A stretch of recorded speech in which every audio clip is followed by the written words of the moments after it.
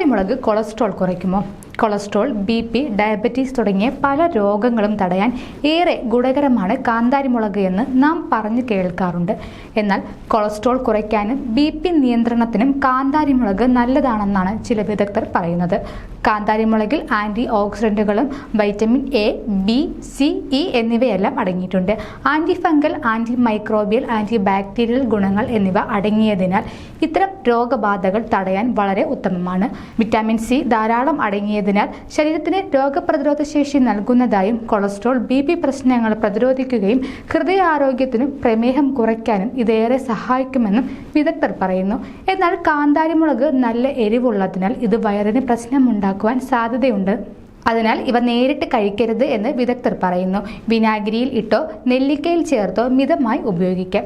ഇതിൽ അടങ്ങിയ ക്യാപ്സിയാസിൻ എന്ന ഘടകം ദഹനത്തിന് സഹായിക്കുന്നതായി വിദഗ്ധർ സൂചിപ്പിക്കുന്നു. മാത്രമല്ല ശരീരത്തിൽ ഉപാപചയ പ്രക്രിയ ശക്തിപ്പെടുത്തി കൊഴുപ്പ് ഓക്സിഡൈസ് ചെയ്ത് കളയാൻ നല്ലതാണെന്നും വിദഗ്ധർ നിർദ്ദേശിക്കുന്നു.